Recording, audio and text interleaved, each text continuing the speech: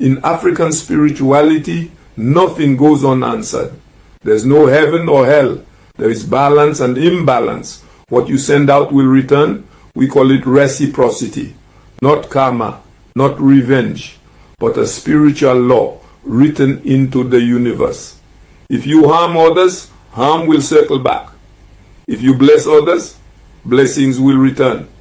Maybe not today, maybe not to you directly, but the lineage remembers. That's why our ancestors taught this message. Don't steal, don't curse, don't lie to the earth, because even when no one sees, the spirit world is watching. We made offerings, confessed to elders, performed cleansing rituals, not because of fear, but because we understood accountability is sacred. Colonizers gave us forgive and forget, but we believed in restore and rebalance. Have you ever seen this law play out in real life? Comment below, like and share this message. Always remember this: the truth is a circle and it always returns. Follow Dumuzid. Let's stay in balance together. If our spirituality was truly evil, why did they burn our shrines, ban our languages, and beat the belief out of us? African spirituality wasn't demonized because it was dark. It was demonized because it was powerful, because it rooted us in land, lineage, and self, not their religion, king, or God.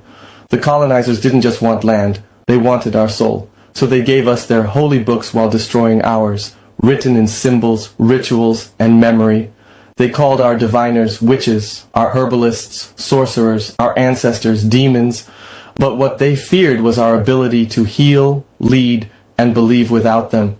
Because African spirituality didn't demand obedience, it taught freedom through connection. So they called it savage to justify conquest, and made us ashamed of what was sacred. Today we remember, rebuild the altars, speak the names they buried. What they demonized was divine all along. Did they shame your roots? Share below. Follow Dumuzid? We were never lost, just lied to.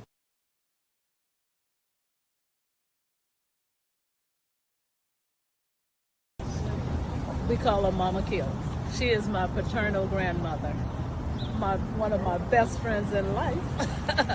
She was very integral in supporting my brother and I, classically trained in dance. She and my godfather and a few other close family members for 12 consecutive years doing classical dance.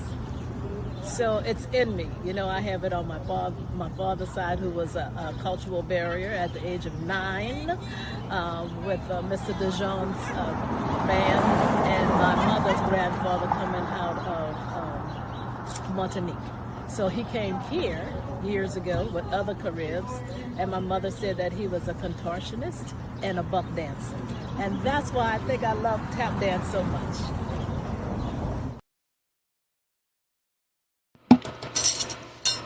Honor and respect, honor and respect, honor and respect.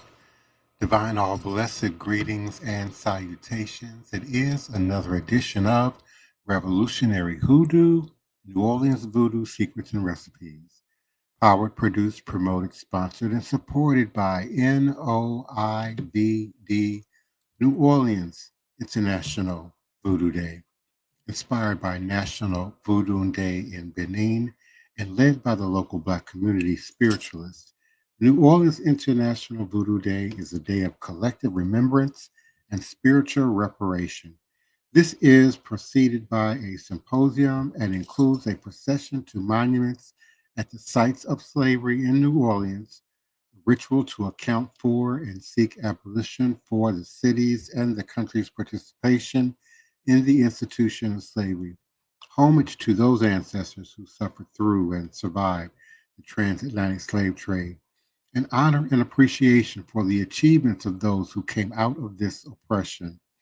2 days for education, creative expression, elevation, cultural exchange, and above all, healing. On May 23rd and 24th, 2026, through authentic voodoo traditions handed down through generations, we offer a path to healing from the ongoing ramifications of slavery and racism. in the United States. And we certainly continue to invite your participation and your support. Become a part of something extraordinary. New Orleans International Voodoo Day is not just an event, it's a movement that celebrates culture, fosters education, and connects people from around the globe. And by sponsoring this event, you're supporting a tax-deductible cause that preserves heritage, uplifts art and education, and fosters healing within the community and beyond. And we are certainly grateful and continue to invite your daily weeknight, Monday through Friday, 9 p.m. Central Standard Time participation in this live podcast. We are certainly grateful for those who continue to show up and participate in the live chat. And we are certainly honored by our co-hosts, our beloved co-hosts and participants who take time out of their day to show up here for 30 minutes or so. Our beloved team member, Bianca Johnson-Plessy, member of La Source and NOIVD. My first priest and armor bearer, my wild man for Black Hawk Voodoo, and a member of La Source and NOIVD, Joshua Nylan Tanner. Our beloved elder, Reggie, known on this platform as Green Soap, the leader and founder of Shrine of the White Cloth, and team member and administrative leader for NOIVD, and our beloved sister, Mother Toni Val Martinez. We certainly appreciate you and your activism and continued participation and support. And our beloved community member, Elijah Dupas. We certainly appreciate your continued support and for joining us on the panel and participating actively. We certainly do appreciate each and every one of you, and I will be unmuting you momentarily. We are moving now to Rebellion and Anti-Colonial Struggle in Hispaniola, from Indigenous Agitators to African Rebels, by Ana Ozano. She is a PhD at Eugenio Maria de Hostos Community College, the City University of New York. From the inception of the colonial enterprise on Hispaniola, Tainos and Africans challenged the body politic of coloniality by implementing resistance tactics to contest enslavement and assert their autonomy. This research uses a range of archival evidence and works of revisionist historians to examine the sustained rebellious activity by Indigenous and Black rebels up to the end of the 18th century.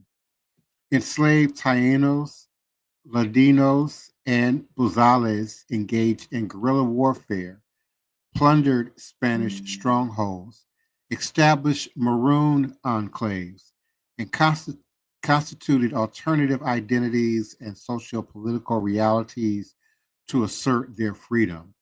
And hence, this document demonstrates how these resistance tactics debilitated plantation slavery and consequently tempered the violent apparatus of control established by the Spanish colonial regime. Thus, this exercise intends to fill the gap in the understanding of a 3-century-long generational saga of anti-colonial struggle that adeptly disputed the matrix of colonial power. And this is indeed important because, again, it's been said and miseducated that we didn't fight back, that we just sort of laid down. And through the course of several editions of this podcast, we demonstrated that we've never settled, we've never just laid down, and we've been fighting since the very beginning in all ways possible, including the utilization of ATR, or traditional Aboriginal African traditional religious systems and practices, which ultimately became many diverse paths and traditions here in the New World. So we certainly continue to invite the participation of those who are active in Lukumi, active in Santeria, active in Condable and Palo, and the various other traditions alongside voodoo, hoodoo, obeah, root work, conjure, as they manifest here in the New World. And in modern times, the long-standing campaigns against Moorish rulers in the Iberian Peninsula fostered a crusading zeal that legitimized the persecution of Muslims, Jews, and other non-Christians for over 7 centuries and continued after Spanish monarchs toppled the last Moorish stronghold in 1492. Enamored by this triumph, the Spanish crown granted Christopher Columbus the necessary funding to explore lands west of the Iberian Peninsula, with the objective of enriching Spanish coffers and extending their genocidal campaign in lands across the sea. The bull Interior Catera, one of 3 bulls issued in 1493 by Pope Alexander VI, sanctioned the imperial extension of Portugal and Spain and laid out an agenda of territorial domination, the acquisition of precious metals, and the subjugation of non-Europeans. In the document, the post boasts of the recovery of the kingdom of Granada from the yoke of the Saracens, Saracens,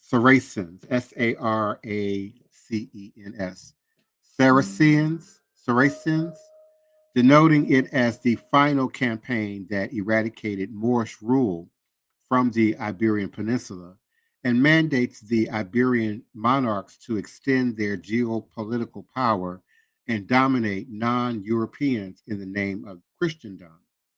The indigenous inhabitants of Hispaniola, the Tainos, originally numbering 1 million on the island, according to Spanish census in 1496, initiated a legacy of resistance in defense of their autonomy against the Spanish that attracted the participation of enslaved African collaborators upon their arrival during the first decades of the 16th century.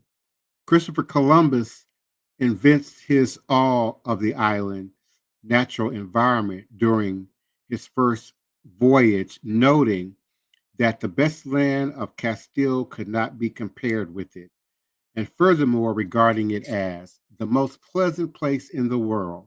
And in his December 13th journal entry, Columbus 178, Columbus likewise lauded the magnanimity of the Tainos during their first encounter, particularly after Coquique Guacanagari of the northwestern region of the island, Marion, and his people collectively wept for the loss of the Spanish flagship Santa Maria and assisted the Spanish crew in storing salvaged goods in Taino homesteads.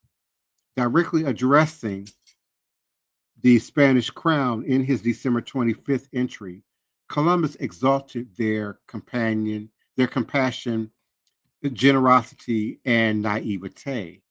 They are a loving people without covetousness and fit for anything. And I assure your highness, there is no better land nor people. And that's from Columbus Journal entry 201.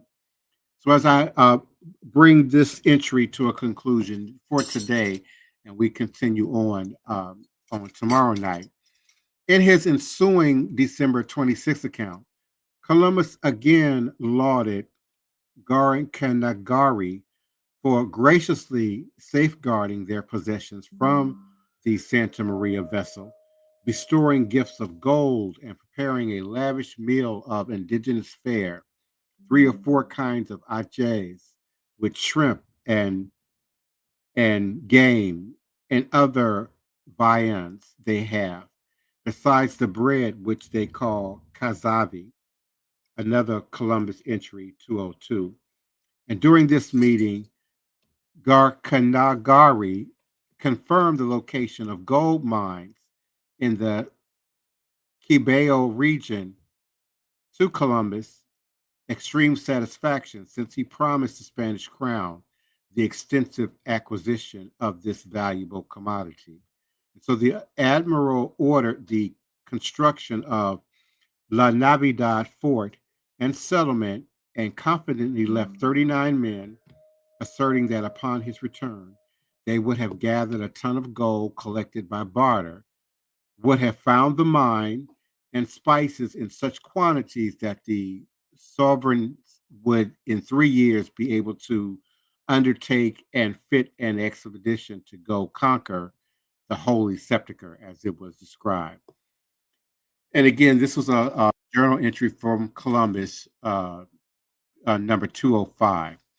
And after a 10-day stay, a guest of Guacanagari, Columbus and his men headed east to reconnoiter the island before departing to Spain and experienced their first instance of indigenous defiance and resistance. According to Columbus' account, island natives attacked his crew on January 13th after they persistently demanded indigenous bows, arrows, and other weapons, according to Columbus note 224. But nonetheless, Columbus dismissed this initial act of self-defense, stating they, the Taínos, would have fear of the Christians, and they were no doubt an ill-conditioned people, probably Caribs, who eat men, Columbus 224. And eventually, Columbus underestimated Hispaniola natives and left the islands 3 days later on January 16th with an idyllic vision of his New World host. And again, we will pick up again on tomorrow, indigenous resistance to this Spanish colonization, and certainly introduce or reintroduce the activities of the Maroons and the subsequent enslaved Africans that were brought to the region, ultimately leading to the most successful slave revolt in the world and certainly in the New World. And I would like to unmute my beloved co-hosts to share their understanding and stories about indigenous resistance, certainly the African enslaved resistance, our unified efforts, and just the sheer foolishness of this Columbus journey to sort of take over and conquer the New World. So please unmute Joshua Nylan Tanner. Please come on in. Elijah Dubois, please unmute and come on in at your leisure. Queen Mother, Sister Toni Val Martinez, Elder Reggie Green Soap, and our beloved Bianca Johnson Leslie. Greetings and salutations to each and every one of you. We certainly appreciate your participation. Good evening, everyone out there. Greetings. Go ahead, Sister Bianca.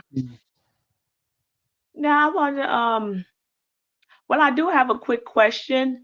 There was something that I was reading about Columbus' son.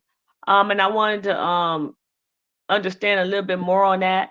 It was saying something about like Columbus' son had owned like a sugar plantation, and they did have someone named Wolof Muslim or something who did try to start an attack against them to free the slave, but their plans end up failing, and that's how they end up like starting to tighten up like the slave laws and banning only certain African and ethnic groups from slavery.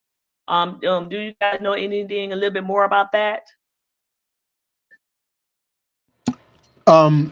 You're referring to Diego Columbus, who again was the son of Christopher Columbus. Now, unfortunately, history, Eurocentric Western history is not always my best, forte. But just with just a quick, Google search, and certainly with the aid of Wikipedia, it states that Diego Columbus was a navigator and an explorer under the kings of Castile and Aragon. He served as the second admiral of the Indies, which I believe is what they were calling that region at the time, and second viceroy of the Indies, and fourth governor of the Indies, as a vassal to the kings of Castile and Aragon. He was again the eldest son of Christopher Columbus and his wife Philippa Martinez Perestrello. He was born in Portugal, either in Porto Santo in 1479 or 1480, or possibly in Lisbon in 1474. And he spent most of his adult life trying to regain the titles and privileges granted to his father for his explorations, and then denied in 1500. He was greatly aided in his goal by his marriage to Maria de Toledo y Rojas, the niece of the second Duke of Alba, who was the cousin of King Ferdinand.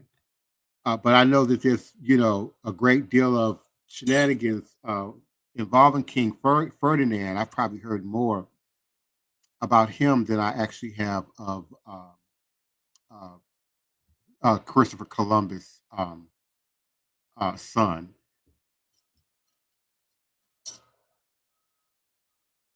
Was there a particular point or issue about him that you were aware of that we needed to investigate? No, it wasn't like it was specific to him, because I know we were talking about like different, like I think this was like early African rebellions when they came after the Tianos or something you were saying.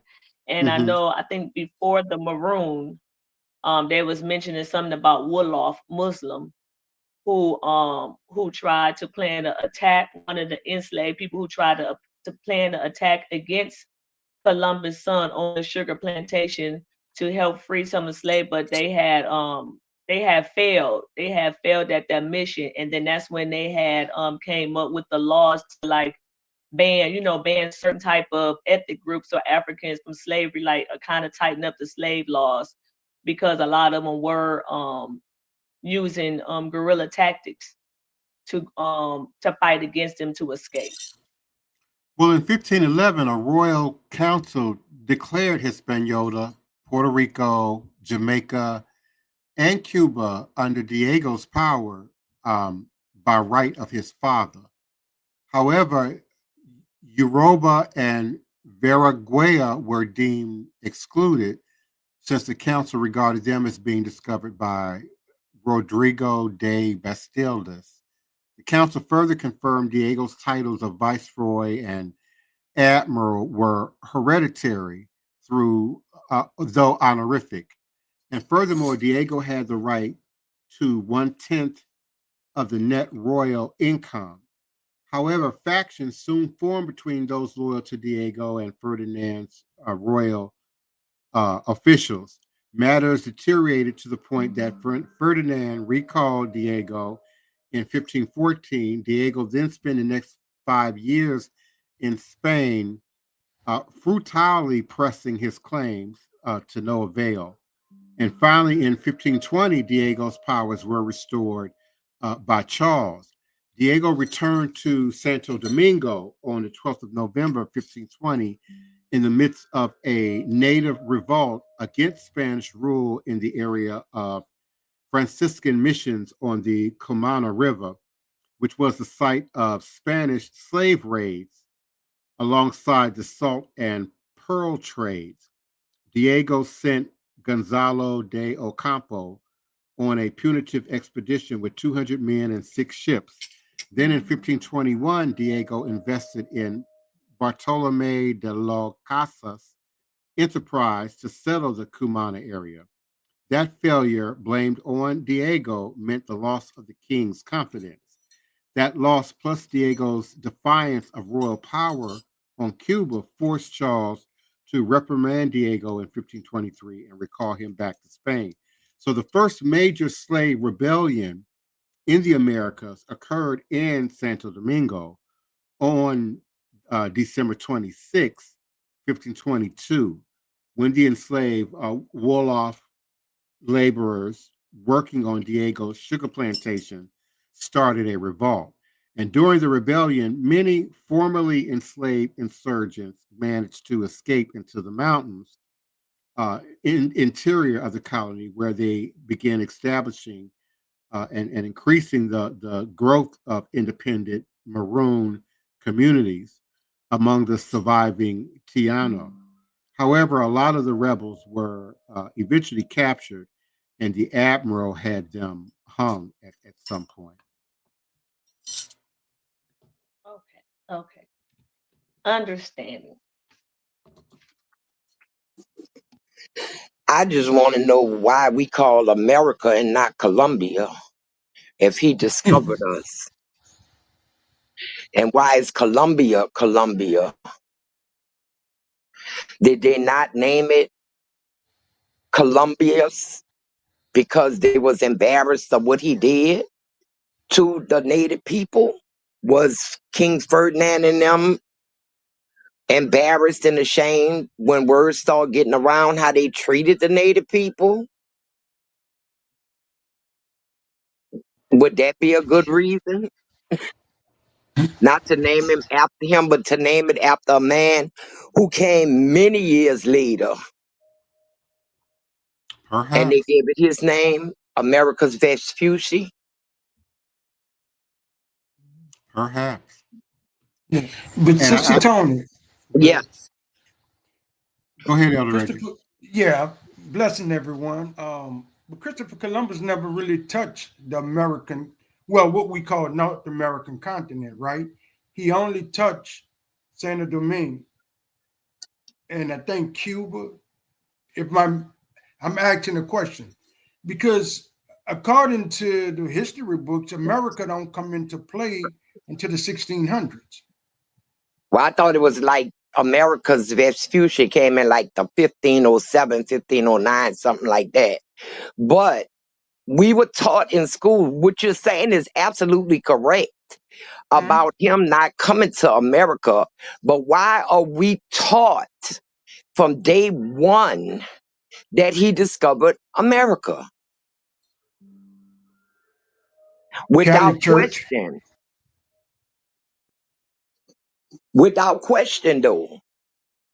You're right. Good call. Right. Nobody question this. For all the years we've been having the schools, like, hey, he didn't come here. I mean, eventually the lies will come out. They'll be discovered to be lies. And people just keep telling a lie, telling a lie, telling a lie. I guess they think if you tell it enough, it'll become the truth, but it won't. Just enough people will start believing that it's true. So, Sister Toni, I seen you acknowledge it. There's started about maybe 5 years ago. There was some pushback against Christopher Columbus and the Columbus holiday, and by renaming it Indigenous Day, which I thought was a noble idea to do, and I do try to honor from that perspective. And I seen on your Facebook today you posted that too, and I think that's the way we really need to be pushing forward.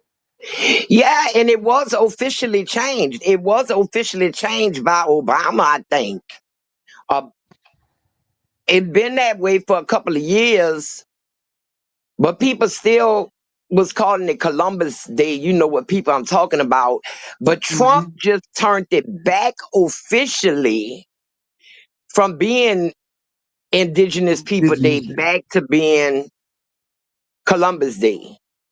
And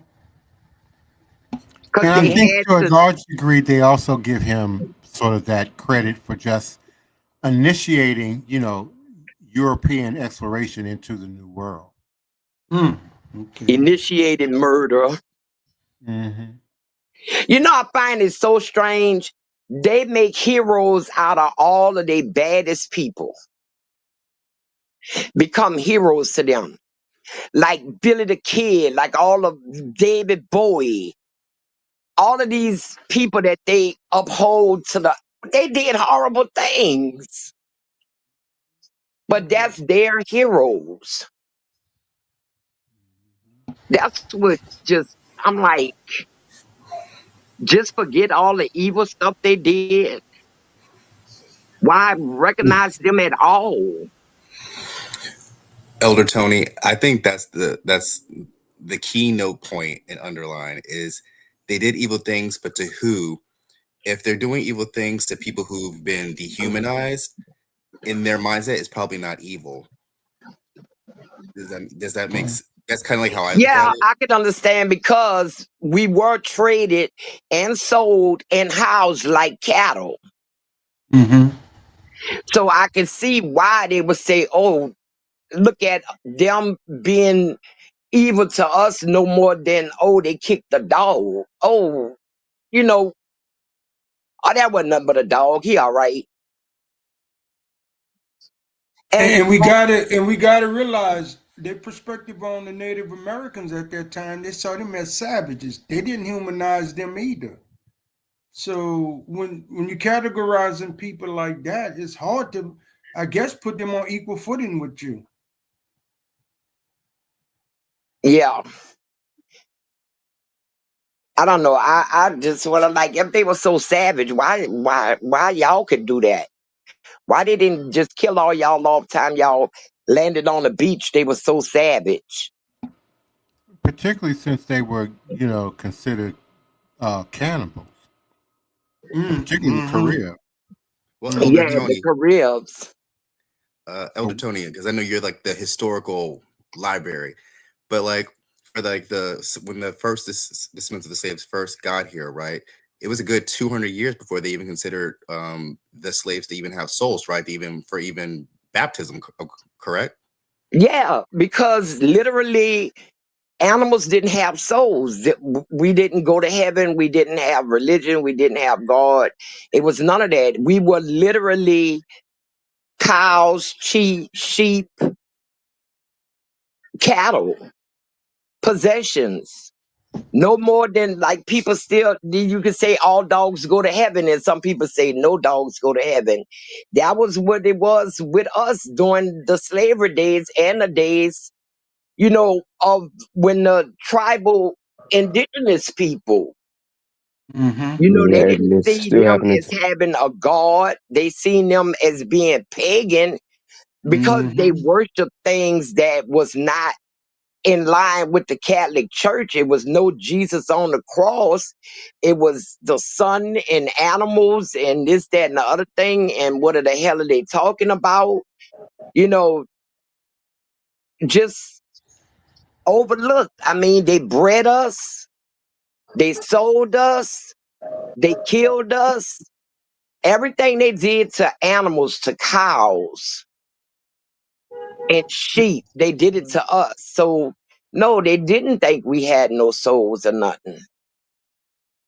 Right. I Because think Sister Tony Mhm. and Elijah, I think you're both right, but Divine Prince hit on it when he was reading that article.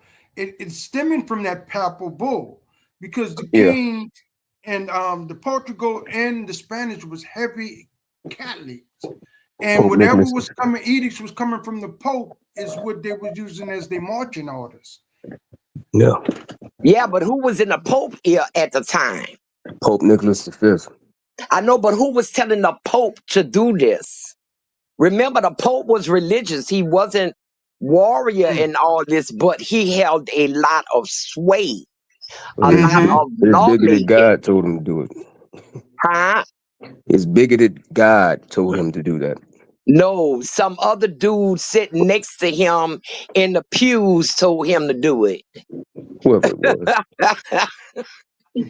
Somebody else that wanted to go there and see and find out told him to do that. We all know back then, during those days of the Catholic Church, they was wild and loose. They was Yeah. having orgies, they was getting married, they was making illegitimate children, they was making legitimate children. They was doing all kind of stuff back then. I don't think anything's changed. Ain't nothing changed. Yeah, something changed, they don't get married, Mm-hmm. which led No. to a whole nother set of sins. Like he's talking about how they treat, how they look, and how they act towards people. People that hold those ideologies, they don't treat, they still kind of treat people in that manner. They disregard people like animals. They disregard their own family like animals. They disregard their own neighborhood as if it's just whatever. It seems like it's very egotistical driven and very inhumane. I would say that much. Yeah, because I when think nobody else was around, they abused their own. Well, I have a question for Divine Prince in regards to like Saint Domingue, because I always wonder this. We always hear about the Haitian Revolution and how successful they were. And my question is, due to that nature, do you think that their success was due to them being in such a concentrated population of the same maybe ethnicity from Africa versus America being so huge? They made sure to separate families. They made sure it was several different ethnicities. They made sure they couldn't speak any languages. They made sure that they made sure that what happened in Haiti could not happen in the country. And the country being so big, do you think that's a contributing factor to why the same type of conditions weren't available for the Black community here to really unite in that same way as in other parts of the world? The sheer size and the sheer mix of populations? Perhaps, and let's not forget the largest population of enslaved Africans were taken to Brazil. We had a thriving maroon culture. Almost from day one, there were those that escaped and fled into the mountains and never returned to colonial society, quote unquote. So you may very well have a point there, and certainly the activation of spirit from not just one particular ethnic group, because we know that the Haitian Vodou system actually acknowledges multiple ethnic groups throughout West and Central Africa and deep into the Congo.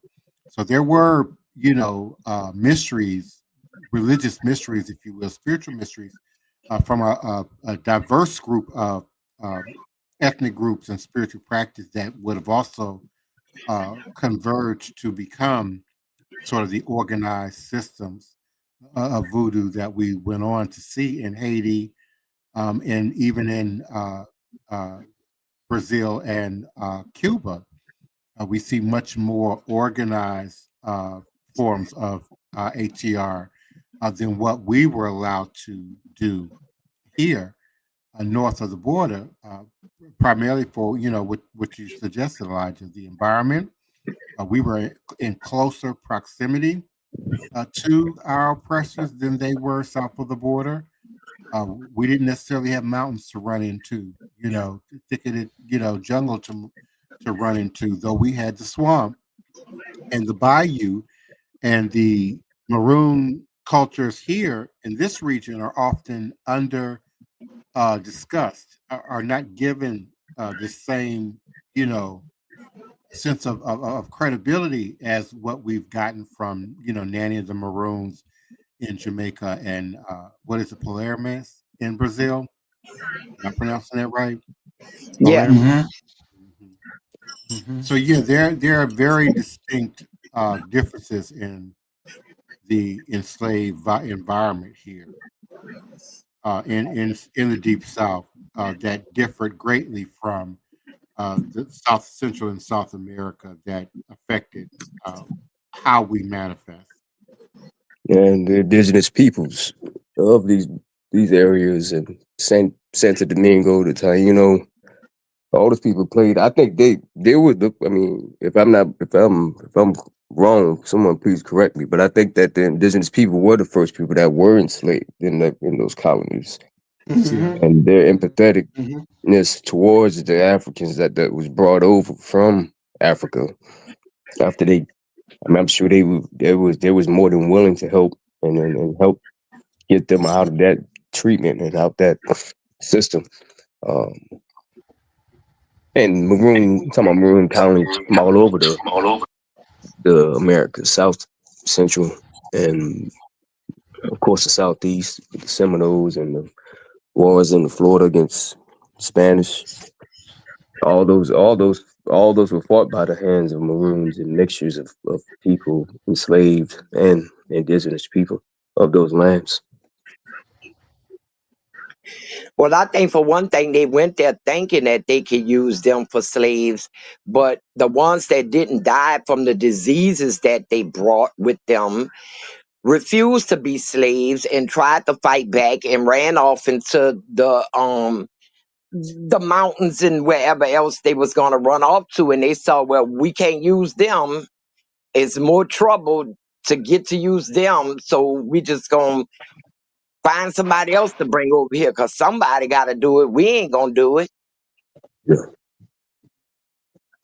That you know. echoes what's happening with the farms right now. It's so funny that you said that, Sister Toni, because there was a large segment of the population that really thought that Black people were going to go back to those farms after they deported all of that labor. And Black people have done a good point of not using our bodies as shields in what's happening in the country, and not, giving them what they want, which is us to act out. So I thought that was interesting.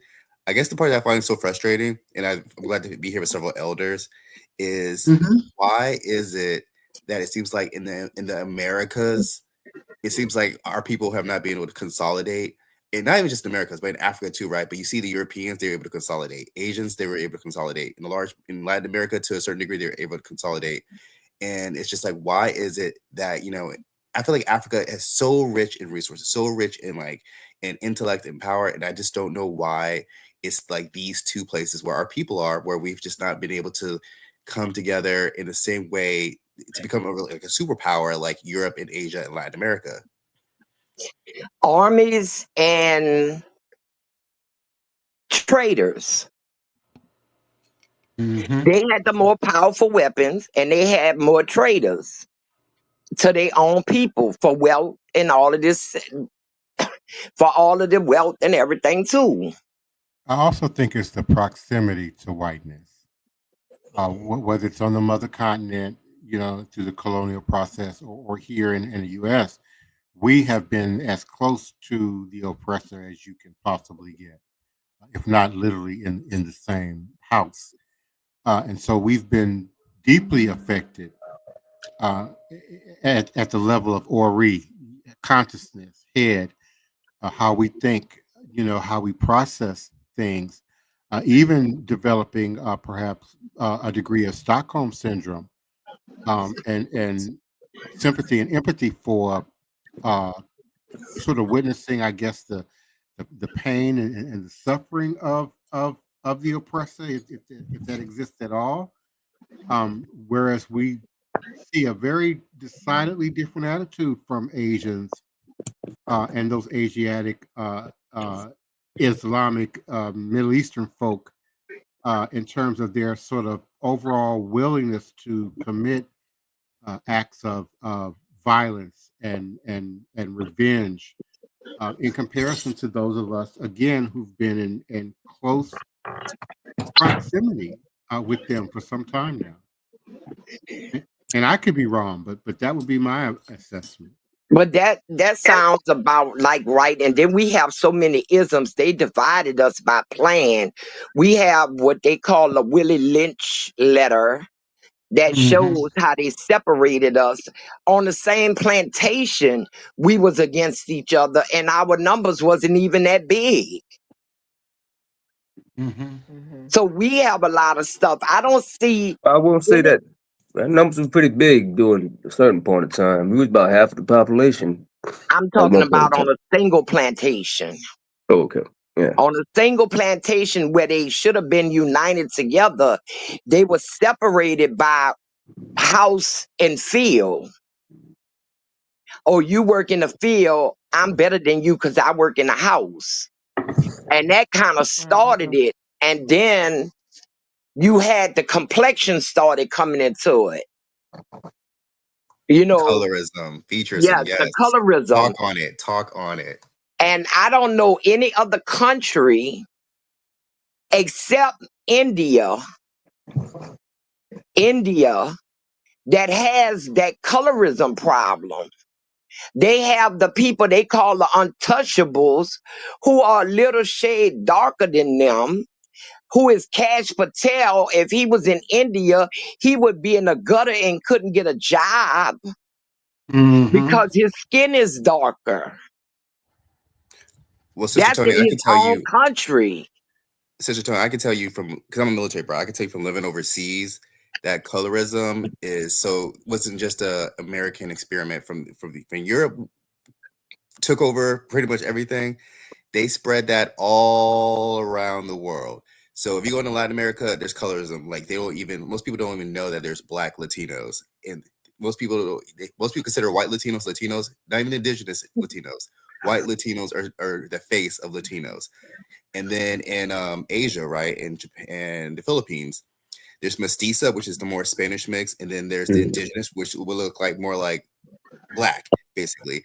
And so there's colorism that's like all over the world. It's the same proximity. I think the only difference is that in America, there's a large majority of actual Caucasian people versus in other places where there's more proximity to white or Black. Does that make sense? Yeah, that makes sense. But I was talking about like the Japanese people, they don't cop on other Japanese. The Chinese don't cut on other Chinese. The Europeans don't cut on other Europeans. It seems like only those that have mixed blood comes in with the colorism. Right. Well, you do. Well, yes, that's very true. But like, I don't even like to use the terms on here because I don't want to. But like in Asia, there's a term for the continental Asians versus the ones who they would say live in the jungle, who are a little bit darker complexion. Mhm. And then in Europe, beforehand, everyone else, the Italians, the Scottish and Irish were not considered. The Irish. And the Italians were not considered, white until recently. And Yeah. then, in the Latin community, it's like the Mexicans, right? Yeah. And so like there's various all But over they was broke apart by culture. They were broke apart because of culture and where they were from. The Irish. Because when it came down to it, they had to all be the same complexion to even come up with that Caucasian crap. But back in the old days, they fought over land, kind of like they're doing now in Russia. But it was cultures. Irish people against these people, the Italians, these people from this place. The Brits was against the French. It wasn't about complexions. It was about land and who was going to rule. Because unless they got red hair, I can't tell the Irish from nobody else.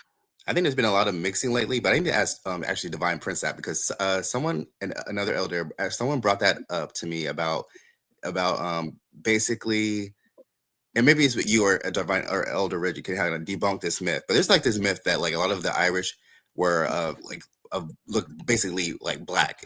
It's kind of like, and I don't know if they're trying to like copy what happened here in America with some of like the more indigenous people who may have came before Columbus across the ice bridge or whatnot. But I've heard this is the thing going around, and I don't want to say it's because of that movie, because that was a good movie. But there's a growing number of people that really consider that like there were Black people indigenous to Ireland as well. They probably were. They probably were back in the day. I've been hearing that long before Sinners came out, and it caused me to really think about is nowhere on this planet that a Black man has not walked. No. Nowhere.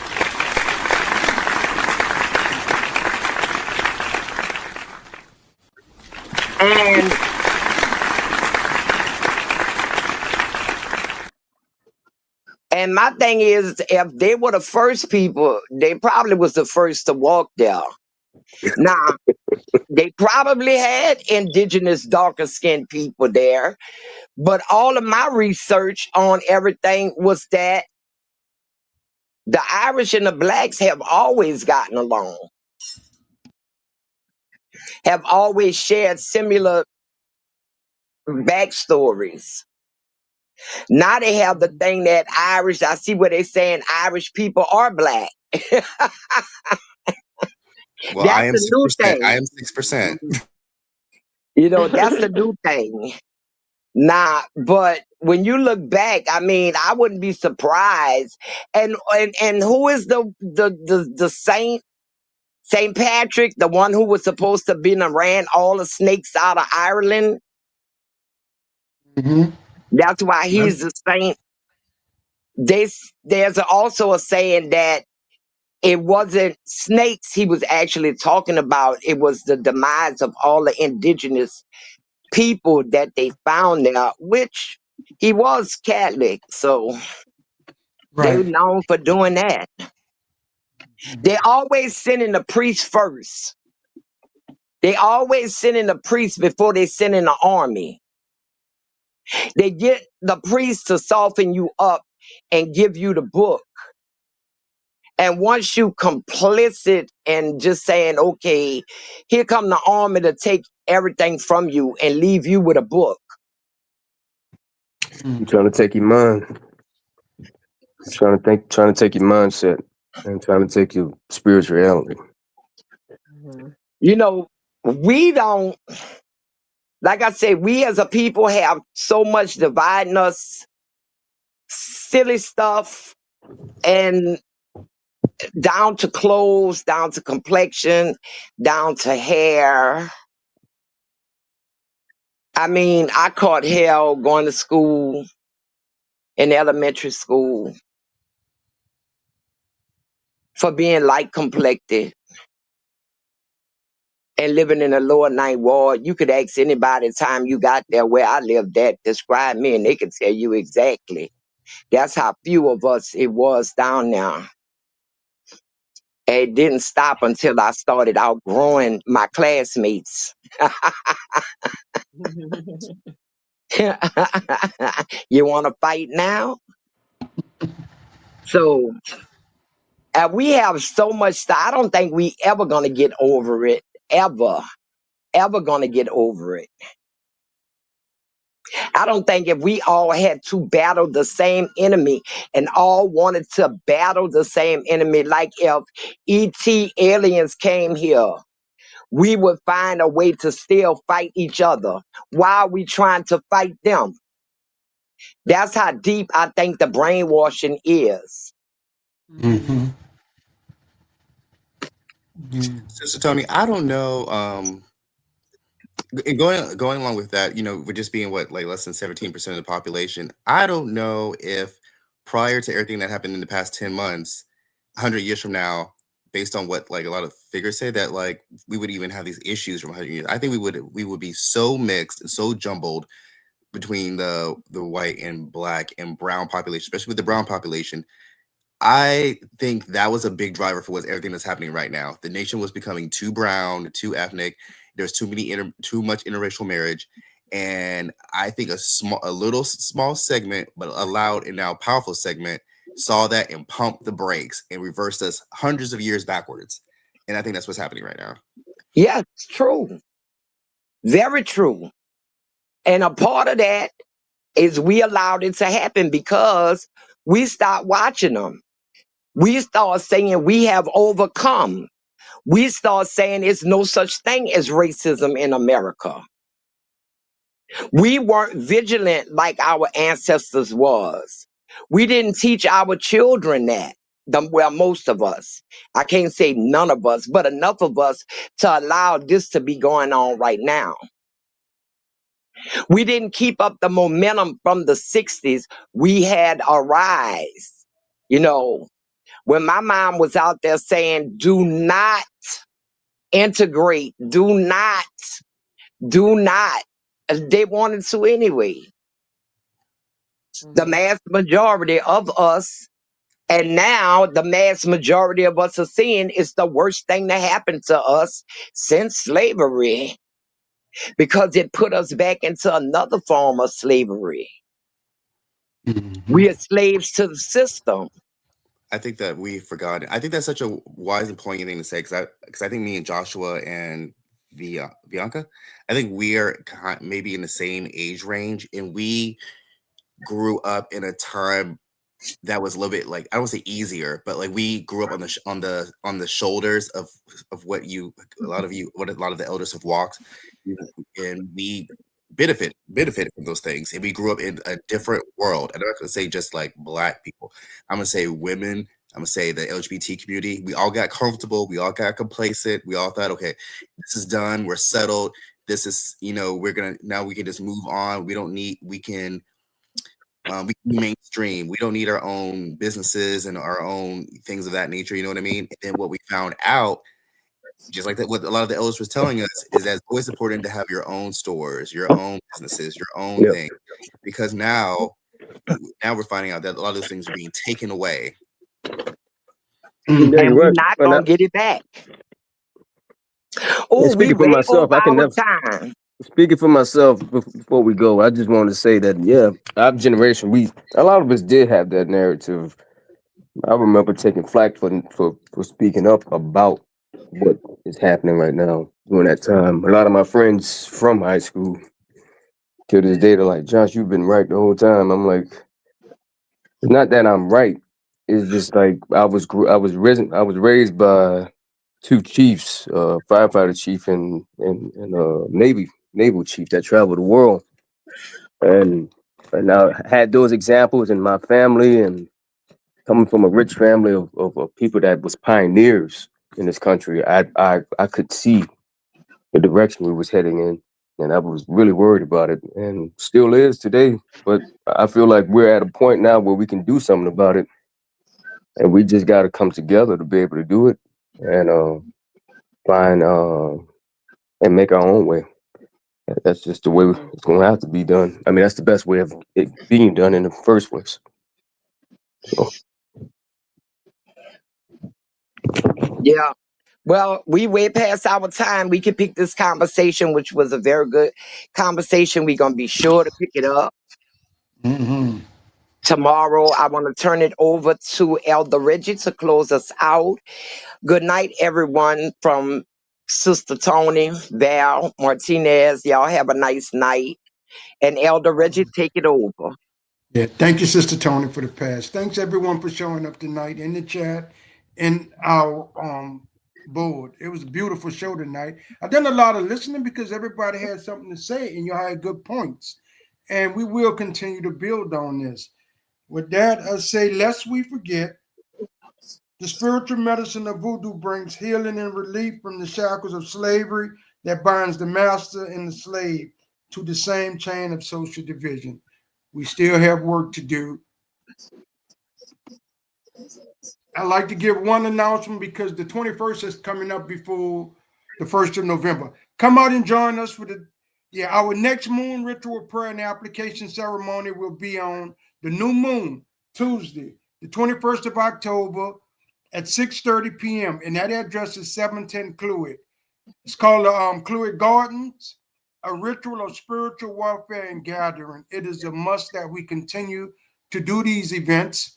And then coming up, join us on the Day of the Dead, which is called Fête Gede, Haitian, Celebration Saturday, November the 1st at 5 p.m. to 10 p.m.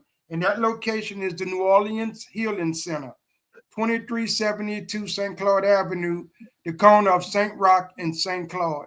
And we will be at both of those events and others from the New Orleans International Voodoo Day organization. So please come out and support us. With that, I say Ashe, Ashe, Ashe. We love you all. Good night. Good night, Good everyone. night. Good night, Odabo. everyone. In African spirituality, protection isn't just physical, it's spiritual. Because not every danger wears a face. Some come as energy, envy, or unseen attacks. That's why our ancestors had rituals, charms, and prayers, not out of fear, but wisdom. We wore anklets, beads, or herbs for shielding against evil. We rubbed special oils. We bathed in sacred water. We marked the doorway with ash or chalk to block negative forces. Some carried juju or grigri, not to harm, but to protect. Before war, birth, or travel, we asked the ancestors to go before us. We tied our faith to the spirits that never sleep. but colonizers called it superstition. Yet they still wear crosses and sprinkle holy water. Ours was just rooted in the soil we came from. Have you ever felt spiritually attacked or protected? Share your experience below. Follow Dumuzid. Your shield is in your roots. When we give power to the president to authorize the government to legislate morality, expelling abnormality like godless ideologies, protecting inequalities like gender, race, and anything woke, we're gonna abolish the Department of Education, convert the melting pot into a Christian nation. The stage is set and we'll be going live in 2025. You can't seriously say all that. Wanna bet? Come on, let's crack me open. Page 124. Make more nuclear weapons. Page 257. End the war on fossil fuels. Page 214. No more gun violence protection. Page 298. Or feeding hungry kids at our schools. Turn to page 5. Ban offensive books from the classroom. 563. Make it hard to register to vote. Page 449. Dismantle Medicare. Kill off the grizzly bear. Delete the term sexual orientation, gender equality, awareness, and sensitivity, diversity, equity, inclusion, abortion, reproductive health, and reproductive rights out of every rule, regulation, contract, grant, and piece of federal legislation that exists. And that's an actual quote. And that, my friend, is only the beginning of how this makes America great. You'll be so overwhelmed with all the winning that you won't know what you've lost till it's too.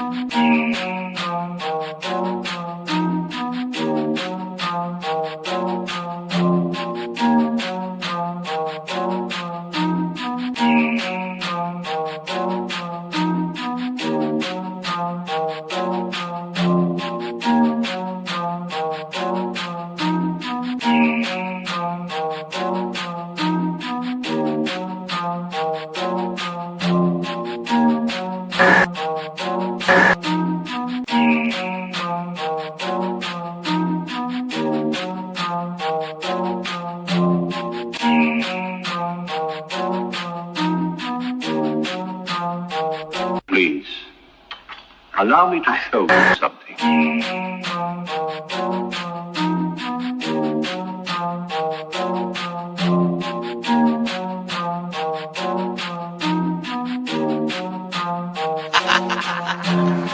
They say I'm crazy and that might be true. I got this white in my DNA, yet I'm coming for you. It's time we turn the tables, flip these motherfuckers on you. I wanna see you hanging from trees. It's time you pay for your dirt and your showtime. You created the monster, you created the beast.